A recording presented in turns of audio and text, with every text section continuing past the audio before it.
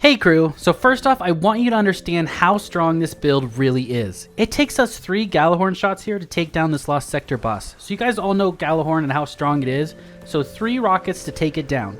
Now enters 1 melee proc and look what the grenades do to him. Yeah, you saw that right, they destroyed him, so the power for individual targets is there. And just look what we do to all these enemies while being 10 light level underpowered. And they have swords above their heads for us, so they're difficult enemies. We truly have unlimited everything with this Warlock build, and it puts out some major DPS for grenades, and we just become the Flame Alchemist himself. I hope you guys get that reference, and if you do, let me know down in the comments, because we all know how badass the Flame Alchemist can be. Now what we're trying to accomplish with this build is stack a ton of Scorch stacks on enemies using our abilities, and then making those Scorch stacks ignite for major damage. This is new with Solar 3.0, and if you're going with an offensive build or a damage build, that's how you want to plan it. So basically you stack a ton of Scorch damage and hit 100 stacks. Once you hit 100 stacks, it ignites the enemy, and that's what that burst damage is, that yellow number you see pop up for like 36,000 on the boss there, and other yellow numbers that you see, that's because the enemies are igniting. Now there's also a few artifact mods that will send this over the top, like the Solar Fulmination mod that I have not yet unlocked, but it will increase our ignite damage probably by a significant amount, which would just add so much to the build. I also don't have access to 2 fragments yet, and I know one of them I would definitely use with this build, which spreads the Scorch debuff to other enemies, so I can't wait to get my hands on those. Hopefully maybe after the dungeon is cleared they'll be unlocked. I think that's probably what's going to happen, but we'll see.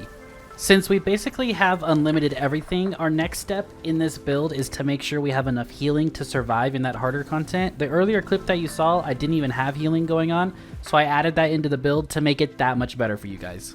There will be a full build pick in the video for you all to screenshot, and a dim link towards the top of the description for you as well, so you can copy it there for you guys that use dim. Thank you so much to all of you that have become members of the YouTube channel so far and have chosen to support me. It means so much you have no idea. For those of you that don't know, you can become members of my channel now. Just click the join button or the link in the pinned comment, and that will help support me and my dream of going full-time on YouTube. Plus you get a ton of extra perks like the one-stop shop to all my builds and dim links in one easy place, priority replies to your comments, badges next to your name and emotes, early access to content, and members only Discord section, and even stuff like requesting a build from me with a certain class or exotic that you may love, or running the new dungeon with me and my clanmate. Thank you if you choose to support, and I look forward to talking and playing with you all. So we're on the new Solar 3.0 subclass for the Warlock here, and man, does it look freaking awesome. Good job, Bungie. Okay, so whatever super you want to use is completely up to you. Daybreak or Well of Radiance, both do different things. One for more for your team, one for more DPS. Do whatever one you want. For your abilities, and pay attention to everything here because it makes a huge difference. Use Phoenix Dive for your Rift, because we don't really be dropping our Rift while we're running this build. We're always up in the air, we're throwing our melee, we're throwing our grenades. So Phoenix Dive kind of fits right into this, so you can, while you have heat rises here, it says while active you gain restoration while diving and scorch targets upon landing. So restoration is healing you when you dive to the ground, and then you're scorching the targets when you do hit the ground, which is just awesome, and that's one way to add survivability to this build for our healing. For our melee, we're using the Flame Alchemist himself, Incinerator Snap. Now snap your fingers to create a fan of burning sparks that explode and scorch enemies. This thing is freaking awesome. It can do 4 or 5 enemies at a time easily and explode a bunch of different enemies. And then it can also all go into one enemy and ignite that one enemy by itself if you land all 4 targets onto it. And it's very easy to do, very simple. The UI they made for this and how it works is just great. So that's the whole point of this build and what we're working with. We're also using solar grenades here, a grenade that creates the flare of solar light that continuously damages and scorches targets trapped inside. This plays into our exotic of choice as well.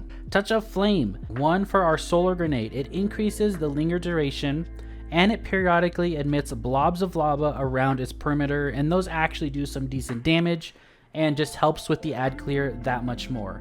For our second aspect here, we have heat rises. So you can fire weapons, use your melee, and throw grenades while gliding. When you consume a grenade, that activates heat rises.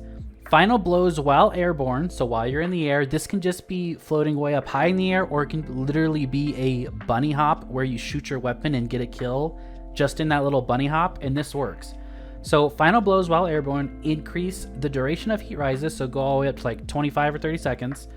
but it also grants melee energy. This is one key way that we always have this melee available, right? As you see, we can just throw grenades, snap, throw grenades, snap, throw grenades, snap. And this is the biggest reason why we can do this and why you don't really need that many mods with this build, and it would work even without the mods. Now for the fragments, the one I said earlier is Ember of Char that we don't have unlocked yet, and I would definitely slot this in once I get it. Your solar ignition spreads Scorch to affected targets. So now we can spread the Scorch out, which is just great. It gives us a +10 discipline. And then for the ones I'm using is Ember of Ashes. You apply more Scorch stacks to targets. So now instead of the initial Scorch that you're, applying from a grenade, you're applying extra, which is what we want because we want to hit those 100 stacks as fast as possible. We also have Ember of Eruption. Your solar ignitions have increased area of effect, so it makes it even a bigger effect radius when they ignite, and we get a +10 strength. We want Ember of Torches. Powered melee attacks against combatants make you and nearby allies radiant. So radiant over here on your left hand side, your weapons are enhanced by the power of the Traveler and deal increased damage to foes. I believe this is a 25% damage buff. Don't quote me on that, but I'm pretty sure it's 25% from the numbers that I was seeing. You can leave a comment down in the comments and let me know exactly what it is, but I'm like 95%, 97% sure that it is a 25% damage buff, which is just great. And the cool thing about this is it says powered melee attacks against combatants that make you and nearby allies radiant. So we always have a powered melee available with this build. So we always have radiant up, and our allies always have radiant up. So just a great bonus with this build. Kind of an important fragment here that I don't think I would take off. And then we also have Ember of Searing. Defeating scorched targets grants melee energy.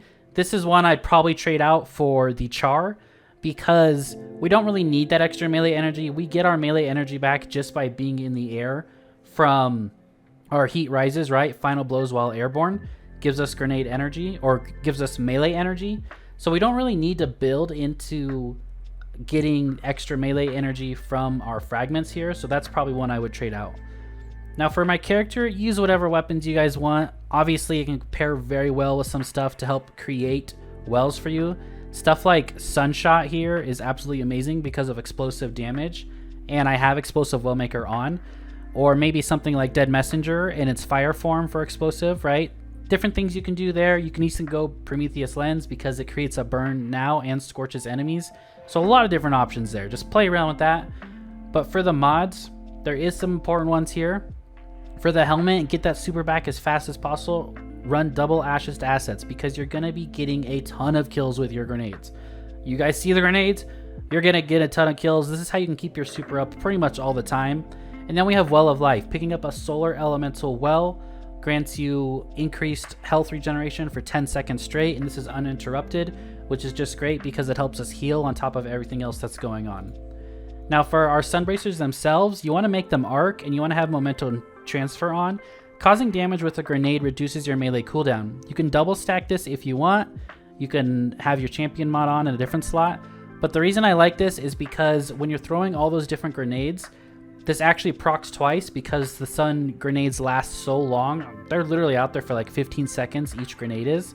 And this just adds that much more to getting our melee back quicker. And then we also have a melee Wellmaker. Now for the exotic themselves, it is Sunbracers, of course, and we have Helium Spirals. Increases the duration of solar grenades. Solar melee kills grant unlimited solar grenade energy for a brief time. So we get that melee kill, right, with our flick, with our Flame Alchemist flick, and that's what allows us just to spam grenades. It also increases the duration of solar grenades, and over here within the subclass, from the Touch of Flame aspect, solar grenades also have increased linger duration. I'm not joking, they last like 15 seconds on the ground. I think I'm just going to literally click. We're going to go over here real fast. I'm going to show you this because I really want you guys to see how powerful this is. And we'll keep going through the subclass while it's going. So melee Wellmaker, because we're always using our melee and we're always creating wells with the melee. On my class item, this is the safe route. Okay, I went with Heavy Handed. While charged with light, regain half of your melee energy when you use a charged melee ability. This is definitely not needed, but I went with it because I just want to always make sure I have my melee available, and that way it's there just in case I maybe only kill one target or maybe mess up my rhythm or something, right? Just in case. And then we have elemental charge, so I become charged with light when I pick up the well. We're creating a well with melee well maker, and then we're also creating a well with explosive well maker. So we're creating wells two different ways with our melee and explosive, with all the grenades, with the melee explosive, and with a weapon explosive. And then we're picking up that well and using it with heavy-handed, and we have 2 charges of that, which is just great. And then also on the class item, we have bomber if you want to use your class ability and get some bomber back. And then we also have molten overload. Solar grenades cause disruption, strong against overload champions, so they can stun overload champions, which is just great. Now for the artifact, like I said, this is what I would throw in here is solar fulmination. Your ignitions do increased damage and an increased radius. This is going to be so strong with this build, guys. Like, I can't wait to use it. And then stunning a champion causes it to ignite and clears your shield stun. So I can't wait to plug this into the build as well. And then solar exotic final blows create solar elemental wells. That's a possibility. Or even this, activating your solar class abilities grants you restoration. So even though our class ability already does it, we can maybe just use a rift and drop the rift and we instantly full heal, even though the rift takes a while to heal, right? So there's a lot of different options with this, which is absolutely awesome. So one last thing I wanted to show you is, of course, we're over here on the moon. And I want you guys just to see this. Like, watch how long this grenade lasts. I'm pretty sure, like, it's got to be like 12, 15 seconds. I don't know. That's maybe like 10 seconds, but that's pretty dang long. So I hope you guys enjoyed this video. I hope you found it helpful. Again, if you're still watching, thank you to all of you that have subscribed to the channel and become a member. I really appreciate it. It means the world to me. Thank you so much for that. And I hope you guys find the perks helpful, and I'll try to uphold them as best as I possibly can. And I'll see you guys all in the next video. Let me know if you want Hunters or Titan next, and we'll go from there. Have a great rest of your day, and thank you so much for watching.